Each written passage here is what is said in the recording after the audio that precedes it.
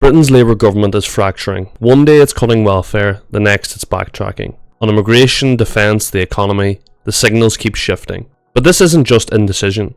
This demonstrates the deep ideological differences within the Labour Party. Beneath Keir Starmer's leadership lie four main rival factions, each one fighting to define what Labour really is and who it truly serves. This isn't just about policy, it's about power. But before we begin, I will ask you to like and subscribe, as this helps the channel. Let's begin with soft left Blairites. The soft left represents the base of support within the Labour Party, as in most of the activists and members would fall under this faction. They occupy the centre of the Labour Party, with the Blairites to their right. Figures in this faction would be Ed Miliband, Neil Kinnock, John Smith, Lisa Nandy, and of course Angela Rayner, who is the de facto leader of the soft left in government. Rayner embodies the soft left, particularly through her working class background, her personality, and her popularity within the Labour Party. The soft left act as a bridge between activists and frontbenchers, unions and think tanks. Classic social democrats is how I would define them. They're not radicals, they favour consensus building over factional warfare and are generally loyal to the party leadership unless pushed too far. They are the key restrainers to the Blairites as they hold the majority, but there is a tacit agreement, as in they struggle to win elections, hence why Tony Blair won 3 times, whilst Gordon Brown did not. I am aware there are other reasons, but I'm making a point.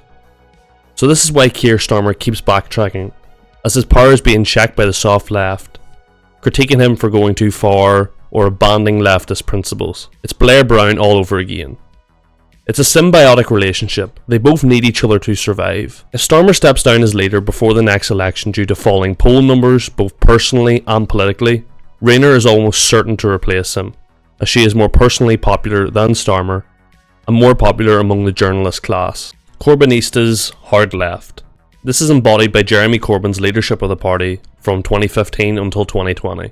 They are unapologetically socialist, social progressives, committed to public ownership, anti-austerity, and anti-war. They want class politics back at the heart of Labour's platform.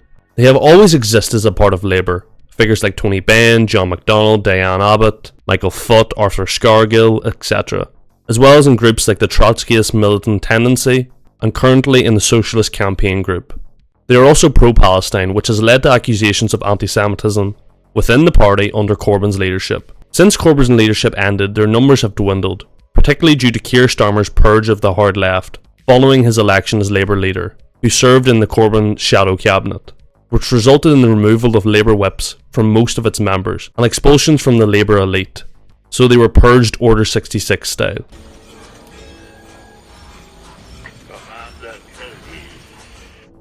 The time has come.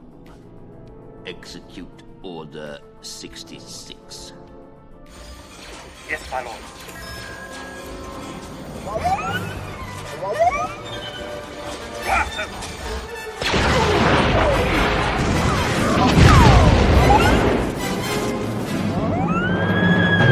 Though Corbyn has floated the idea frequently of forming a new party to hit Labour from its left, externally rather than internally, some critics will say they often lose the public narrative war, accused of being unrealistic, unelectable, or even anti-British. They were also dragged with the label of loony left during the 1980s. Blue Labour, Labour Together, Labour First.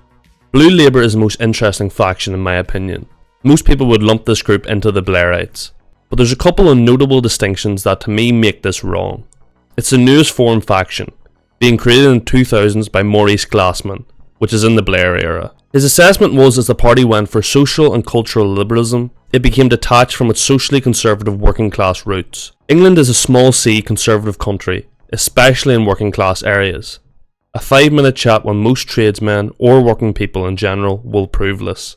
People Labour claims to represent, like for example, its members believe Labour lost the Red Wall because it stopped respecting the cultural instincts of ordinary voters. They argue that until the party reconnects with those instincts on crime, nationhood or even gender, it will remain vulnerable to right-wing populism, particularly from Reform UK. So Blue Labour are socially conservative, focusing on place, family, faith and patriotism. Blue Labour also aren't economically as liberal as Blairites, which are near enough market fundamentalists or Thatcherite in character. Morgan McSweeney, who is Keir Starmer's chief of staff, is the de facto leader of this faction. It's worth noting that this faction is the most hardcore Zionist within the Labour Party, particularly through Luke Akehurst, who led the push against the hard left. What they offer is a kind of communitarian nationalism, socially traditional, economically left-leaning, and suspicious of globalist liberalism. Blairites. Blair arose due to Labour demoralisation following Labour's 20-year period out of government. They are both socially liberal and economically liberal, as I stated before, being market fundamentalists who believe in middle-class appeal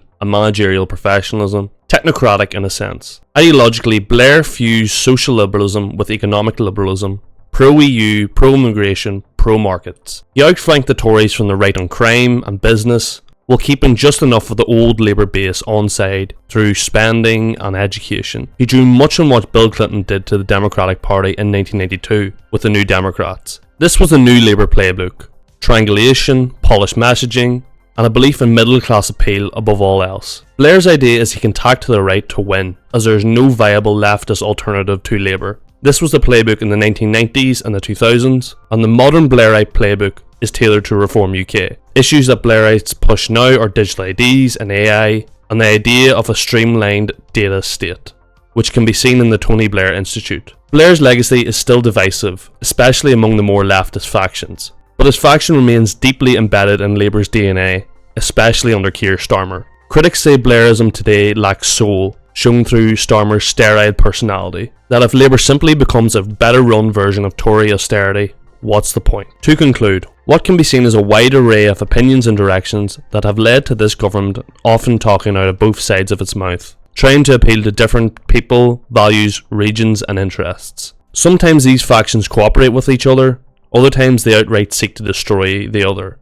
But if the Labour Party is to exist as the main centre-left party in Britain, this alliance must hold. As with most things, these internal squabbles happen behind closed doors, whilst a unified facade is shown to the public. If you enjoyed this video, consider liking and subscribing, as this helps the channel. Check out the description for my Substack, other socials, and my sources and further reading. I've been History with Matt.